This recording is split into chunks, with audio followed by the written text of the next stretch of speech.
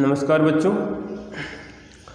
तो आज हम आपका जो कक्षा 10th का जो विषय है साइंस के बारे में हम चर्चा करते हैं। ठीक है, तो साइंस सब्जेक्ट का अगर हमें जो शाब्दिक अर्थ निकालें तो जो शाब्दिक अर्थ क्या होता है, देखो इधर आप, क्योंकि कुछ विद्यार्थी या मान लीजिए कुछ हम सोचेंगे कि अब कोई चीज़ को हम पढ़ें, कोई भी हम शुरुआत करते हैं उसको आधार मान के पढ़ें तो कुछ आपका अच्छा होगा। तो विज्ञान की बात करें, अगर जिसको विज्ञान की परिभाषा का अर्थ समझ में आ जाएगा तो कहने का मतलब उसको विज्ञान की बात करें तो रुचि बढ़ जाती है, विज्ञान समझना क्या हो जाएगा, आसान हो जाएगा। तो देखो यहाँ पर विज्ञान की देखो तो यहाँ पर क्या रहेगा आपका वी का मतलब हो जाएगा यहाँ पर विशेष ज्ञान। इसका मतलब क्या हो जाएगा आपका विशेष ज्ञान, यानी वी का मतलब विशेष हो जाएगा और ज्ञान का मतलब जो हम नॉलेज प्राप्त करते हैं, ठीक है, जानकारी प्राप्त करते हैं उसके बारे में हम सोच रहे हैं। एक विशेष प्रकार की जानकारी, एक विशेष प्रकार की जानकारी। अब जानकारी बहुत होती है परंतु उसको जो प्राप्त करने का तरीका है, जानकारी को प्राप्त करने का तरीका कैसा होना चाहिए, विशेष होना चाहिए। वही बात समझ, जिससे मैं आपसे सामने बात करूं कि मान लीजिए कि आप किसी स्थान पे जा रहे हैं, किसी आप स्थान पे जा रहे हैं, ठीक है, और वहाँ पर जाने के आपके पास दो रास्ते हैं, ठीक है, और दूरी दोनों में समान है, दूरी दोनों में समान है। तो आप अगर जिस रास्ते में आपको समय कम लगेगा, जिसमें आपके खर्चा कम होगा, ठीक है, जो आपके लिए उपयुक्त होगा, ठीक है, तो उसी प्रकार के रास्ते को क्या कहेंगे, उपयुक्त मानेंगे। तो इस प्रकार की जानकारी क्या कहलाती है, आपकी विज्ञान कहलाती है। यानी जो परिभाषा बनती है कि जैसे आपने 9th क्लास में परिभाषा पढ़ी होगी, 9th क्लास में क्या था कि प्रकृति के क्रमबद्ध व सुव्यवस्थित ज्ञान को हम क्या कहते हैं, विज्ञान कहते हैं। कि जो प्रकृति का क्रमबद्ध होना चाहिए, ये नहीं कि जैसे कोई भी हम बात करें, जैसे सब्जी की बात करें, किसी हमारी सब्जी बना रहे हो घर पे, क्या कर रहे हो आप, कुछ सब्जी बना रहे हो, ठीक है। अब जब आप सब्जी बनाते हो तो सबसे पहले क्या क्रियाकलाप करते हो, आप सब्जी को पहले जो भी आपको सब्जी बनानी होती है उसको आप क्या करते हो, इकट्ठी करते हो, ठीक है। उसके बाद में उसको आप यानी अगर काटने वाली सब्जी उसको काटते हैं, काटने के बाद में उसके लिए आवश्यक सामग्री जो भी इसमें आप तेल जो भी डालते हैं, आवश्यक मसाले, उसके बाद में क्या करते हैं, फिर उसको पकाते हैं, पकाने के बाद में आप आवश्यक जो भी सामग्री इसमें डालते हैं। तो इस प्रकार एक चरणबद्ध तरीका होना चाहिए। ये नहीं कि आपने सब्जी आपके पास है ही नहीं और आपने पहले ही मसाला तैयार कर लिया, ठीक है, या आपके पास मान लीजिए सब्जी अब आएगी, आप पहले मसाला तैयार कर रहे हैं और आपने पहले आपका जो स्टोव है, आपका जो गैस है वो चालू कर लिया। तो वैज्ञानिक तरीका नहीं है।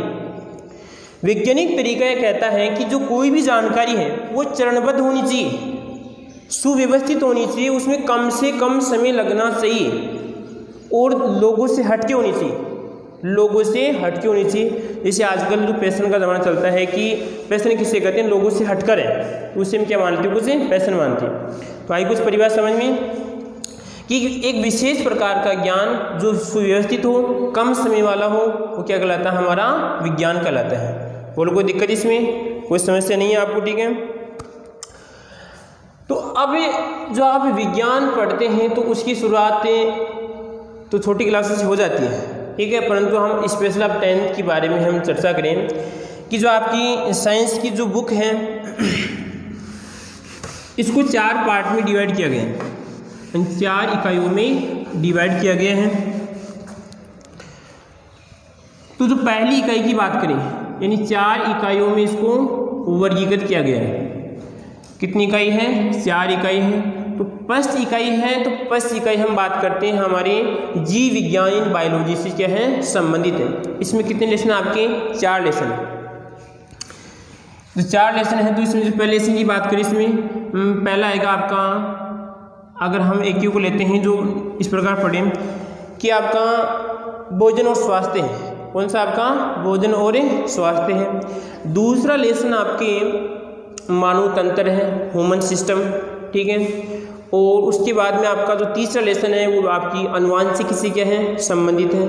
और जो चौथा लेसन आपका ह्यूमन जो आपकी मानव प्रतिरक्षा से क्या आपका संबंधित है। उसके बाद में आपकी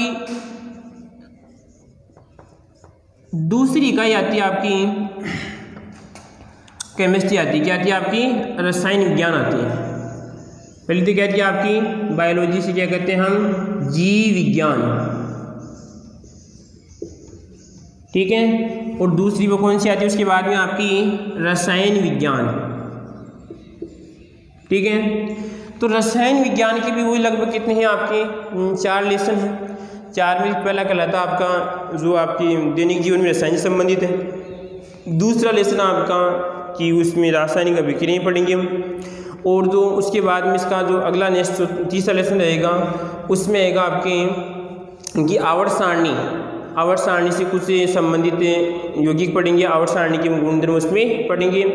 और जो आगे जो इसका लेसन आएगा वो कार्बन उसके यौगिक, ठीक है। 4 लेसन इसके हो गए और 4 आपके इसके हो गए। उसके बाद में इकाई जो आपकी थर्ड आती है, जो यूनिट कौन सी आती है आपकी? थर्ड। तो जो यूनिट थर्ड है इसमें आपकी फिजिक्स आती है। क्या आती है? भौतिक विज्ञान, भौतिक विज्ञान,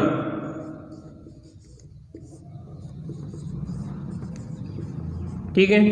तो वही भौतिक विज्ञान के इसमें कितने हैं? इसमें 4 थे, इसमें 4 थे, इसमें कितने हैं? 3 लेसन हैं। तो 3 लेसन में इसमें आपका एक लेसन आपके प्रकाश से संबंधित है, ठीक है। एक आपके विद्युत धारा से संबंधित है और एक लेसन आपके ऊर्जा और आपके शक्ति और कार्य से संबंधित है। उसके बाद में जो आपकी 4th इकाई आती है, 4th इकाई जो आपकी संबंधित है वो आएगी आपकी जनरल साइंस। कहने का मतलब है इसमें आपकी जैसे प्राकृतिक संसाधन रहेंगे, ठीक है, ब्रह्मांड से कुछ संबंधित है, आपकी जैव विविधता से आपकी संबंधित है, तो हम इसको क्या मान सकते हैं? जनरल साइंस ही मान सकते हैं। कोई दिक्कत इसमें? इस प्रकार आपकी कुछ ये आपका किताब है उसकी अनुक्रमणिका है। अब देखें कि आज हम कुछ रसायन विज्ञान का एक आप लेसन लेते हैं, उसके बारे में आपको समझाते हैं, ठीक है।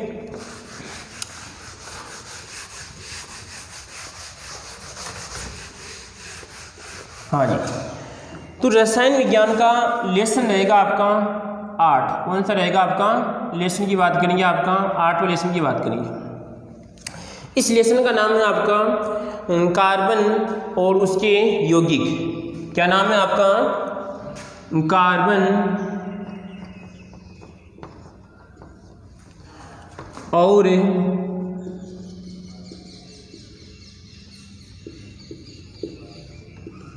उसके यौगिक, ठीक है। क्या है ना आपका लेसन का नाम? कार्बन और उसके यौगिक। अगर ध्यान रखना आपको प्रत्येक लेसन का अगर आपको नाम याद रहेगा तो आपको याद करने में दिक्कत नहीं आएगी। जैसे मैं आपसे पूछूं कि वो बात या जो टॉपिक है वो कौन से लेसन से संबंधित, तुरंत आपको लेसन का नाम याद है तो आप तुरंत बता सकते हैं कि इससे आप संबंधित हैं। इससे क्या होता है कि आपके एग्जाम में कोई भी जो क्वेश्चन होता है उसकी गलत होने की संभावना घट जाती है, ठीक है। इन गलत होने के चांस क्या हो जाते हैं? कम हो जाते हैं, कि आपको पता होता है कि वो जानकारी उस लेसन में है, तो इससे आपको कन्फ्यूज नहीं होता है। कभी कभार क्या होता है कि आप कोई भी क्वेश्चन पूछ लिया आपसे, ठीक है, और आप क्या करते हैं इसका आंसर बात करते हैं दूसरे लेसन की जो भी बात है उसको चिपका देंगे और आपका क्या हो जाएगा? आपका आंसर गलत हो जाएगा, ठीक है। इस बात का हमें ध्यान रखना है। तो कार्बन और उसके यौगिक, एक कार्बन के बारे में पढ़ेंगे, उसके बाद में क्या पढ़ेंगे? इसके यौगिक, कि कार्बन कौन कौन सी यौगिक बनाता है जो हमारे दैनिक जीवन से संबंधित है। हम वही पढ़ेंगे कि जो हमारे दैनिक जीवन के आसपास, ये नहीं कि आपने कभी उन यौगिकों के बारे में जानते ही नहीं, थोड़ा बहुत आप उनके बारे में जानते भी हैं और आगे जानेंगे आप, ठीक है। तो कार्बन की बात करें, इसका तो प्रतीक क्या होता है आपका? सी होता है। क्या होता है इसका प्रतीक? सी होता है। अब हम बात करिए कार्बन हमें कहाँ से प्राप्त होता है, कि कार्बन हमें किस स्रोतों से हमें प्राप्त होता है। तो देश के नौजवानों, एक 1815 की बात है। कब की बात है? 1815 की बात है। 1815 में आपका एक वैज्ञानिक था वर्जीलियस। क्या था आपका? बर्जीलियस। आई बात समझ में? ध्यान रखना, छोटा क्वेश्चन बन सकता है कि सबसे पहले कार्बन के बारे में वैज्ञानिक तो बहुत थे, परंतु विज्ञान किसको मानती है? विज्ञान मानती है सुव्यवस्थित और क्रमबद्ध विशेष ज्ञान को मानती है। आई बात समझ में? मैंने इस बर्जीलियस का नाम क्यों लिया यहाँ पे? क्या कोई और वैज्ञानिक नहीं थे? और वैज्ञानिक थे, परंतु उनका जो तरीका था, उनका जो कार्बन के बारे में जानकारी प्राप्त करने का जो सिस्टम था, ठीक है, वो विशेष नहीं था। जैसे मान लीजिए कि कार्बन के बारे में 10 वैज्ञानिक चर्चा कर रहे थे, मान लीजिए बर्जीलियस है, उसके बाद में 3-4 आपका जैसे नाम लिख दें, ए आपका, डी, सी और आपके इस प्रकार कुछ वैज्ञानिक थे, ठीक है। ये भी कार्बन के बारे में अध्ययन कर रहा है, ये भी कार्बन के बारे में अध्ययन कर रहा है, ये भी कार्बन के बारे में अध्ययन कर रहा है कि कार्बन है क्या और किससे हमें कार्बन प्राप्त हो रहा है, ठीक है। अब इसके भी लास्ट में हमें रिजल्ट प्राप्त होते हैं, इसके भी रिजल्ट प्राप्त होते हैं, इसके प्राप्त, सभी के रिजल्ट प्राप्त होते हैं, ठीक है। सभी की कमेटी बनती है, उसके बाद में क्या करते हैं, लास्ट में हम क्या करते हैं, कौन सा ज्ञान सुव्यवस्थित है, कौन सा सटीक है, ठीक है, वो ज्ञान कहलाएगा, हमारा विज्ञान कहलाएगा, और उसी को हम क्या करते हैं, मान्यता प्रदान करते हैं, ठीक है। तो 1815 में बर्जीलियस नामक एक वैज्ञानिक था। तो बर्जीलियस ने कहा कि कार्बनिक जो यौगिक हैं, यह बात करते हैं कार्बन है, वो कार्बन का निर्माण हम जीव जंतु के द्वारा ही कर सकते हैं। किसके द्वारा? जीव जंतु की बात करें यहाँ पर, जीव जंतु व पेड़ पौधों, ये कह रहा है कि जो हमारा कार्बन है, क्या आपका ये कार्बन है, इस कार्बन का हम निर्माण है या इस कार्बन की प्राप्ति हम जीव जंतु पेड़ पौधों से ही कर सकते हैं। किससे कर सकते हैं? पेड़ पौधों से हमें प्राप्ति हो सकती है। कहने का मतलब ये है कि हम इसको कृत्रिम रूप से नहीं बना सकते, इसको हम कृत्रिम रूप से नहीं बना सकते। कब की बात है ये? 1815 की बात है। 1815 में ये अवधारणा थी कि जो कार्बनिक यौगिक होते हैं, उन कार्बनिक यौगिकों को हम, जो आपकी जीव जंतु पाए जाते हैं, पेड़ पौधे पाए जाते हैं, पेड़ पौधों के जो स्रोत होते हैं, उनसे हम प्राप्ति कर सकते हैं, ठीक है। इसी के आधार पे उसने एक सिद्धांत दिया, जैव शक्ति सिद्धांत। क्या दिया उसने? जैव शक्ति सिद्धांत। जैव शक्ति सिद्धांत। आई बात समझे?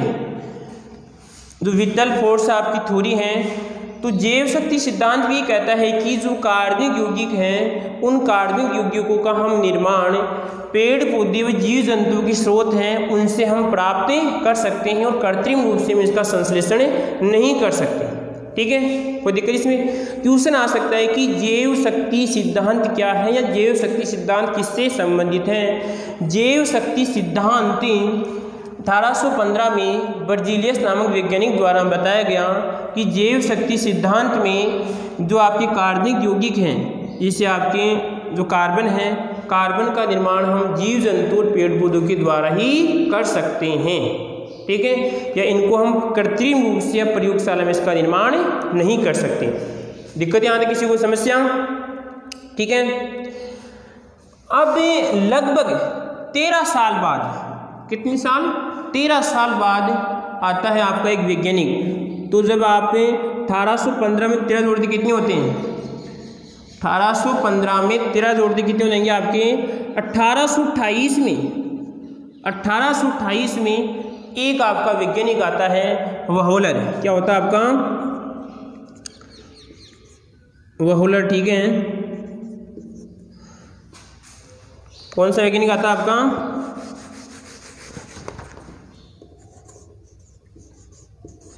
वहोलर नामक आपका एक वैज्ञानिक आता है, ठीक है।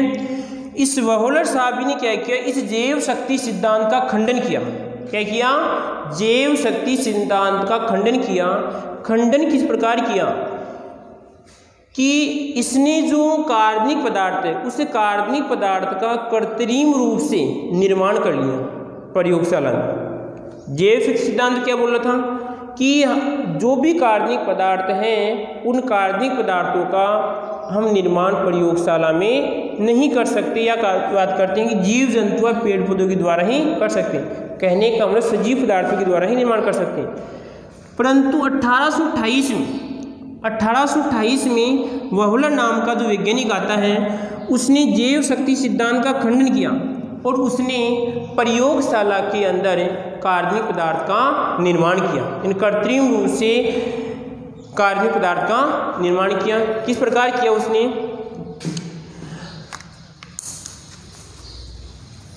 देखते हैं यहाँ पर जैव शक्ति सिद्धांत।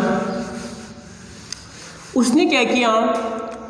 अमोनियम सल्फेट, इसको किया अमोनियम सल्फेट NH4, ठीक है, अमोनियम सल्फेट। अब देखिए देश के नौजवानों, यहाँ पर जो आपका सल्फेट है, इसकी वैलेंसी कितनी होती है? माइनस की। अगर यहाँ पे 2 आती है, अगर यहाँ पे 4 कितना आएगा? माइनस का 2 आता है। तो इनकी जानकारी हम जो आगे की क्लास पढ़ेंगे, जो नेक्स्ट जो आपका चैप्टर होगा, उसके बारे में आपको विस्तृत जानकारी बताऊंगा, ठीक है। यहाँ पर तो आपको इसका सूत्र ही याद करना पड़ेगा। तो NH4 अमोनियम सल्फेट और पोटेशियम साइनेट, यह था आपका potassium KCNO, ammonium sulphate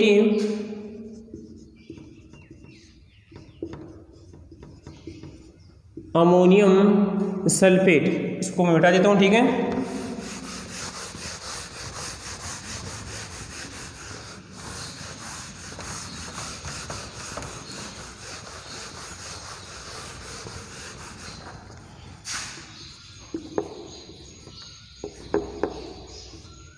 ammonium sulphate, ठीक है, और आपका पोटेशियम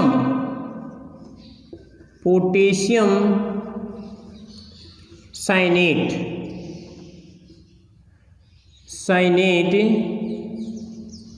ठीक है। कोई दिक्कत इसमें? अमोनियम सल्फेट और आपका पोटेशियम साइनेट, तो इन दोनों को क्या किया उसने? कौन सा वैज्ञानिक था आपका? वहुलर था। कब की बात थी? 13 साल बाद। कहने का मतलब 15 में अगर 13 जोड़ते कितने होते हैं? 28। तो 1828 में वैज्ञानिक कौन था? आपका वहुलर। उसने क्या किया? ये दोनों जो आपके पदार्थ थे, इन पदार्थों को क्या किया उसने? गर्म किया। क्या किया उसने? गर्म किया। तो गर्म करने के बाद में उन्हीं से प्राप्त होता है यहाँ पर अमोनियम साइनेट प्राप्त होता है।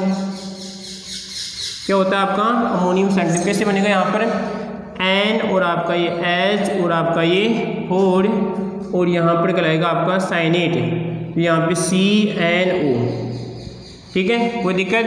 उसके बाद में यहाँ पर एक प्राप्त होता है इसमें K2SO4, बोलो कोई दिक्कत इसमें? जब उसने अमोनियम सल्फेट और अमोनियम साइनेट को गर्म किया तो उसे क्या प्राप्त होता है? यहाँ पर ये पोटेशियम साइनेट है, यहाँ पर उसे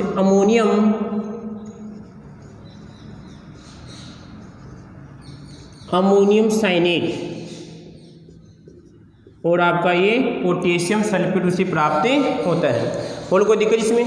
अब वो कहेंगे कि सर आप अगर बैलेंस करना, क्योंकि आपने 9th क्लास में पढ़ लिया होगा, तो आप कहेंगे कि सर यहाँ पर तो K2 है और यहाँ पर 1 है, तो बैलेंस करना आपको आना चाहिए। तो देश के नौजवानों, यहाँ पर अगर 2 चिपका दो आप, कोई दिक्कत इसमें? यहाँ पर कितने हैं? ये 4 है, तो यहाँ पर आप 2 चिपका दो, ये आपकी बैलेंस हो गई। अभी तक कार्बनिक पदार्थ का निर्माण नहीं हुआ देश के नौजवानों, इसमें एक प्रक्रिया हो रही है। उसने क्या किया? उसके बाद में जो अमोनियम सल्फेट था, सॉरी अमोनियम जो साइनेट था, इस अमोनियम साइनेट को फिर क्या करता है? ये गर्म करता है। क्या था आपका? अमोनियम जो साइनेट था आपका CNO, इसको फिर क्या करता है? ये गर्म करता है। तो जब अमोनियम साइनेट को गर्म करता है तो एक पदार्थ बनता आपका NH4, सॉरी यहाँ पर NH2 और आपका CO और यहाँ पर आएगा आपका NH2। और कोई दिक्कत इसमें? अगर किसी को मान लीजिए सूत्र किसका है याद आ रहा है तो तुरंत आप लिखिए कि सर इसका सूत्र है। तो यहाँ पर देखिए देश के नौजवानों, ये है आपका यूरिया का सूत्र है। और यहाँ पर इस यूरिया पे क्वेश्चन बनता है कि ये सबसे पहले प्रयोगशाला में निर्मित कृत्रिम रूप से आपका कार्बनिक पदार्थ है। ठीक है, सबसे पहले इसका निर्माण किया गया था कि इसका कार्बनिक पदार्थ कौन सा आपका यूरिया। क्वेश्चन बनता है कि प्रयोगशाला में सबसे पहले निर्मित कार्बनिक पदार्थ कौन सा है, कौन सा आपका यूरिया। आई बात समझ में। ये क्वेश्चन आपकी बार बार जो कॉम्पिटिशन एग्जाम होती है उनको भी परेशान करता है, उनको भी क्या करता है, ये परेशान करता है। आई बात समझ में। तो इस बात का ध्यान रखना है किस प्रकार बना आपका यूरिया बना। ठीक है, इसका सूत्र क्या होता है NH2CO और उसके बाद में क्या होता है आपका NH2 होता है। बोलो कोई दिक्कत इसमें किसी को, इसमें किस प्रकार हुआ वापस देखिए उसने कि जो आपका 1828 में वहोलर ने प्रयोगशाला में अमोनियम सल्फेट और आपका अमोनियम साइनेट और पोटेशियम साइनेट, अमोनियम साइनेट को क्या करता है, अमोनियम साइनेट बनता है और इस अमोनियम साइनेट को फिर क्या करता है, ये जब गर्म करता है अमोनियम साइनेट को उसने क्या किया, गर्म किया। इसका मतलब है यहाँ पे गर्म किया और यहाँ पर भी क्या आपको गर्म किया। ठीक है, जब उसने गर्म किया तो क्या बन गया आपका यूरिया बन गया। तो यहाँ पे नोट लगा के लिख सकते हैं, पहला संश्लेषित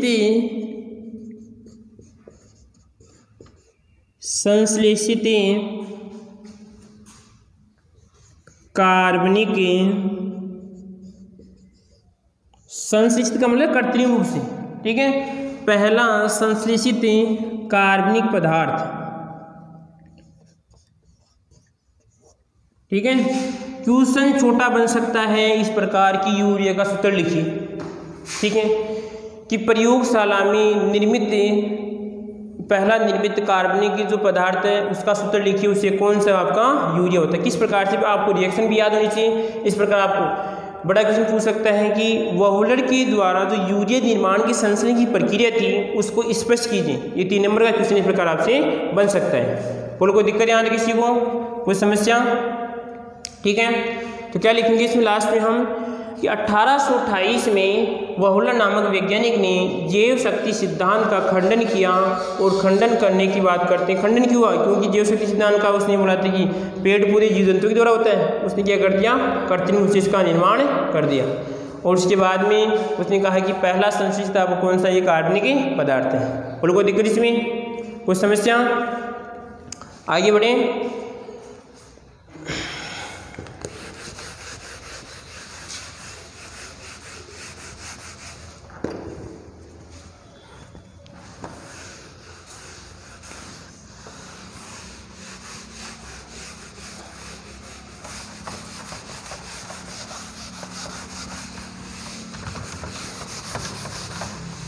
हाँ जी, तो सूत्र क्या था यूरिया का, NH2CO और आपका ये NH2। बोलो कोई दिक्कत इसमें। तो अब हम इसके बारे में पढ़ेंगे, इस कार्बन के बारे में पढ़ेंगे। देखो इसमें क्या है, आपका नाइट्रोजन है और आपके 2 परमाणु किसके इसमें हाइड्रोजन के हैं। उसके बाद में 1 परमाणु कार्बन का है, 1 ऑक्सीजन का है और 1 फिर नाइट्रोजन का है। और फिर ये बात करते हैं किसके, 2 हाइड्रोजन के परमाणु हैं। बोलो कोई दिक्कत इसमें। तो इस कार्बन की बात करें, इसका प्रतीक क्या होता है, प्रतीक पहले बता दिया, तो प्रतीक और लिख लो, कोई दिक्कत नहीं है, कोई दिक्कत नहीं है। और चिपका लो आप कहीं पर, अगर नोट्स लिख रहे हैं यहाँ पे या जो भी आपको नोट्स तो बाद मिल जाएंगे आपको। ठीक है, कोई घबराने की आवश्यकता नहीं है। ठीक है, तो यहाँ पर इसका प्रतीक क्या होता है, C होता है। आई बात समझिए, बड़ी वाली जो आपकी ABCD, बड़ी वाली सभी को याद होगी, बड़ी छोटी में अंतर करना जानते हो आप। ठीक है, तो प्रतीक क्या होता है इसका, C होता है। ठीक है, दूसरी बात यहाँ पर देखते हैं कि इसका परमाणु क्रमांक की जो आपकी पीरियोडिक टेबल है, आवर्त सारणी की बात करें, ये एक क्रमानुसार देखते हैं, क्योंकि लगभग प्रकृति की बात करें यहाँ पर लगभग 118 तत्व की खोज हो चुकी है। तो वो क्रमानुसार करें तो कहाँ पर आएगा, ये लगभग कितने नंबर पे आता है, ये 6 नंबर पे आता है। कितनी बात है इसका जो परमाणु क्रमांक है, परमाणु क्रमांक कितना होता है देश के नौजवानों, अगर आपको याद है तो तुरंत बताइए सर। इतना होता है, कितना होता है, 6 होता है। परमाणु क्रमांक कितना होता है इसका 6 होता है। इसका प्रतीक कितना होता है आपका C होता है, ठीक है, कोई दिक्कत इसमें।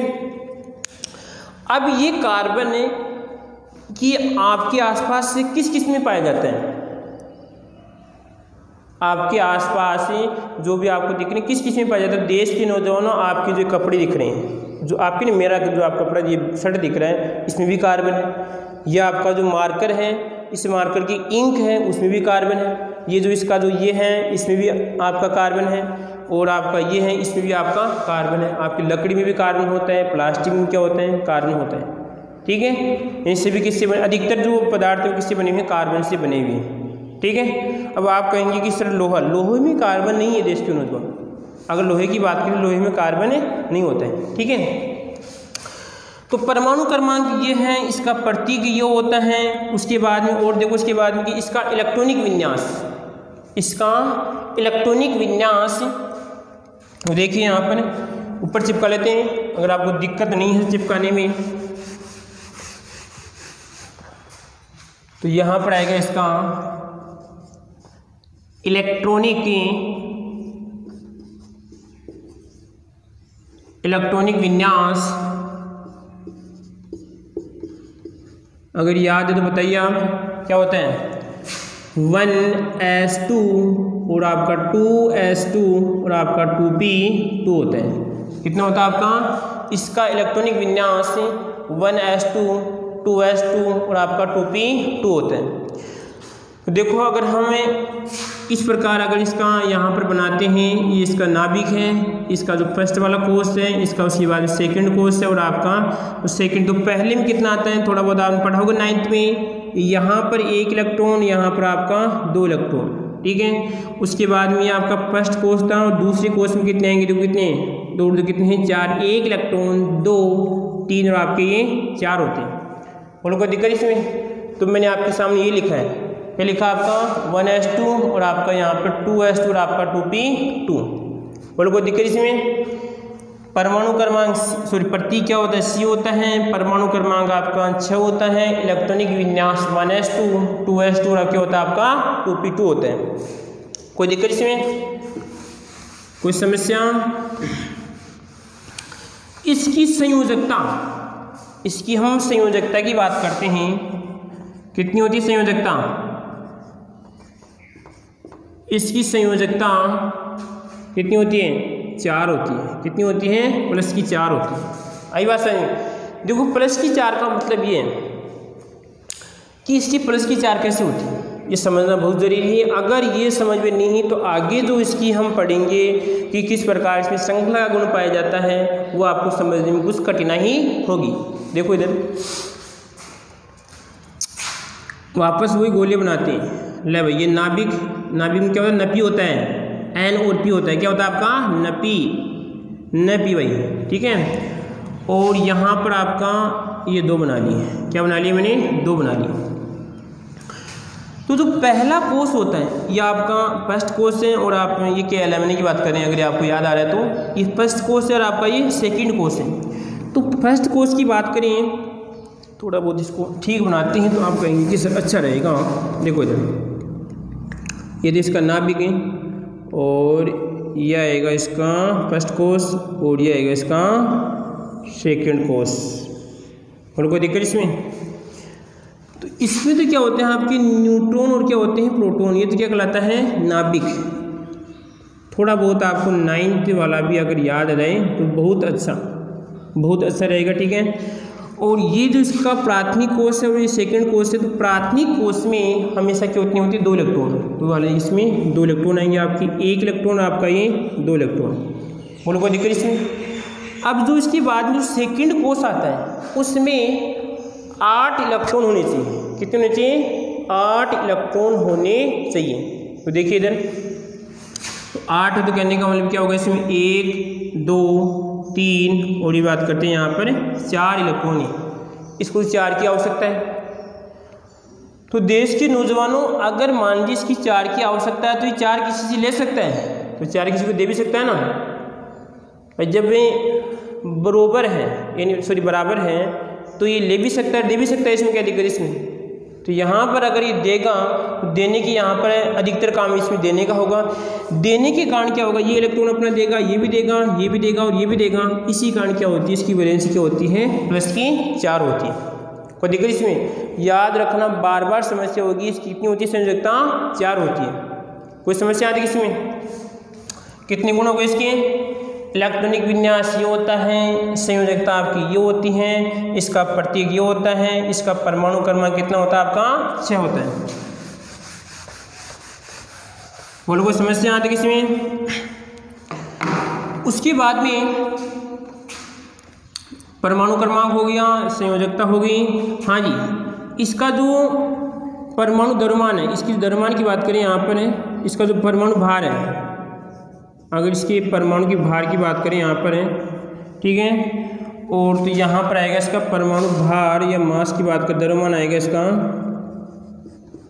वैसे तो भार और द्रव्यमान भी अंतर होता है, ठीक है, कितना होता है बताओ रे, तो देश के नौजवान कितना होता है इसका 12 होता है। ये सामान्य जानकारी है, अभी और भी विशेषताएं पढ़ेंगे, परंतु इलेक्ट्रॉनिक विन्यास संयोजकता 12 ये होता है, इसका ये 6 होता है। कोई दिक्कत याद है इसमें, कोई समस्या, ठीक है। उसके बाद में जो भी विशेषता है वो हम पढ़ेंगे नेक्स्ट कक्षा में पढ़ेंगे, ठीक है। आप बार बार पढ़िए, आपको अच्छी तरह याद होगा।